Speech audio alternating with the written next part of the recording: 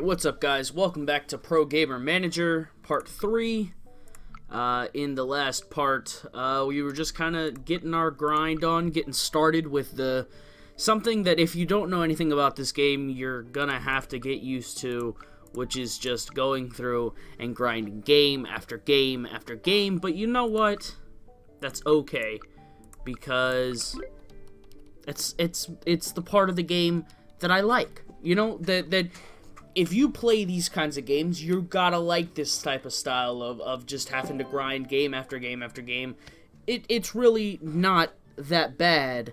You know, it's all about really being able to kind of create storylines and get an idea, you know, and try and live, right? It's a simulation style game. So you are trying to kind of get into the mindset of your little person here and you know, live as if you were them, right? I guess is the kind of what the general point of this whole thing is. So I have been trying to comment to each comment, at least if it is a question, right? At least has been the plan that I've been trying to do more. I've said it in the past and I'll say it again. I do read every single comment that you guys leave, whether it be on a present video, whether it be on an old video, whatever. I do read every single one. And I do really appreciate people that, you know, give me feedback and criticism. It's great. If I've learned anything in my not too long time of existence, it is that being able to take constructive criticism is really good. And if you can learn not to take it personally, but to, well, not to totally take it. We did get silver, by the way, which is pretty amazing. We've gotten silver by episode 3. I do remember that it seemed to get a lot easier to get it later on. I think teamwork's going to be important. I want to be able to be kind of a leader style guy. We do want to start streaming though. But yeah, so you know, any type of constructive criticism, feedback, anything you guys can give me is always appreciated. Because I know my content isn't perfect. I'm not going to ever pretend like it is. I'm not ever going to pretend like there's a lot of things that I could improve on.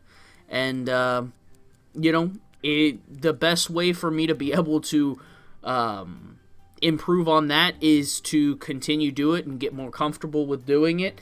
And, you know, get your guys' feedback on what you think I should improve on, what you think I should change, so on and so forth. You know, all that kind of stuff. It goes hand in hand with me being able to make better content, which that brings me to my next little announcement that I'm going to make. If you haven't seen it already on my channel, I do have an announcement video that went out yesterday. I have started a Patreon page, so if you guys are feeling generous or want to go help support the channel in any way, please go check that out in the description. And, you know, go check out the Patreon page. You know, even if you guys just go and take a look at it, that is just just really appreciated for me. You know, because obviously I didn't think in a million years that I'd even have any subscribers at all. And the fact is, I got some, and, you know, you guys help support me a lot just by giving me feedback. So if you are feeling generous, you are more than welcome to go help support me there. So obviously, if you guys ever know Patreon, it is like a crowdfunding type of thing, and I know some people dislike that kind of thing. And if you have no interest in supporting me whatsoever, nothing is going to happen. Videos will continue to be made as I'm getting crazy rage levels. They're going to continue to be made like normal. Nothing is going to really change. So whether I get, you know, $1 or whether I get, you know, $100. It won't change whether or not content of any kind is coming out. Obviously, the more that supports me, like I've said in the announcement video, it all goes back into the channel for the most part. Obviously, if I made enough to a certain point to be able to live off of, which obviously is nowhere in sight at the moment, but, you know, theoretically speaking here, and kind of theory crafting and looking to the future, if that were to be the case and I were to be able to get, you know, the funding for that, obviously then content would probably be improved dramatically. There'd be a lot more content, like, you know, maybe 2-3 videos a day at that point, because that would become my full-time job. That would become what I do. So obviously right now, if you don't know, I do work a full-time job, so this is kind of just a hobby style thing on the side, right? No, I don't make a living from this. You know, would it be cool to one day do that? Sure. But, you know, obviously I'm just happy with what I've gotten so far from the community and from you guys that just support and watch the videos and comment on my videos. You know, it's just awesome having you guys, you know, period. That's it. It's really cool just to have you guys around. So that's pretty much going to end that. I don't want to get all into it. But, you know, again, if you haven't already, just go check out the announcement video. It'll be on the channel. Yeah, again, it came out yesterday, so, yeah. Back to the game. We did get the silver level. Okay, so we do have the 400 fans, and we are level 2 streaming, which is awesome. We probably have mastered the weapon yet. We're just short from mastering it. So we'll go ahead and put a little bit more points into it. I think I'm going to get awareness since I'm working teamwork. I want to be able to kind of become a bit of a team leader here. Obviously, I did see one of the comments that was saying whether or not I was going to be, make or just end this at player, or whether I was going to do manager also. And the answer is we're going to do both. We're going to follow this straight through, pretty much try and accomplish, you know, quote-unquote accomplish everything we can in this series. We are only level 1 streaming, I just saw, so that level 2 thing is totally wrong, but whatever. Again, this game has all kinds of things that are screwed up in it. We all know, but you know what? It's okay. We learn to deal with it. We learn to just embrace it and love every bit of it, because without it we'd be so lost, right? But yeah, so I think that's pretty much everything that I wanted to kind of announce or talk about. So I guess it's just time to play the game, right? I guess I say time to play the game as if I haven't been playing it for the last, you know, almost 9 minutes now. But that's okay. You know, we're working on the op. We're almost done getting the op done. And then I guess we're probably going to look to get one more sniper. I'm trying to think. I think I want to get one more sniper. See, this game is I'm not really sure in this one what exactly the best strategy is for, you know, mastering weapons. Because obviously you could compare this a lot to like a CS:GO, right? And in CS, you know, you probably want to get really good with, like, you know, a couple pistols.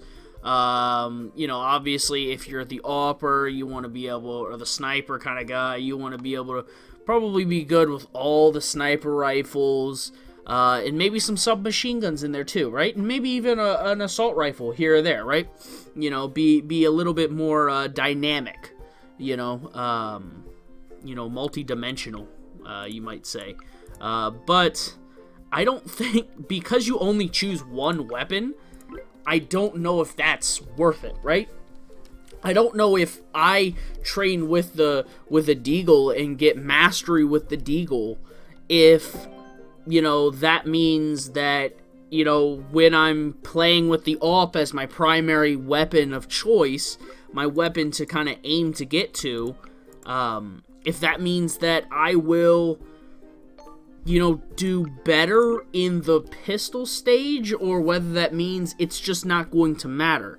That, that only will count if my primary, goal weapon is the Deagle. And at that point, I'm like, well, that's not really worth it, is it? I'd rather just only master the one gun, and that be that. And be like, well, I've mastered, the AWP, so I'm gonna forever aim to get to the AWP, right?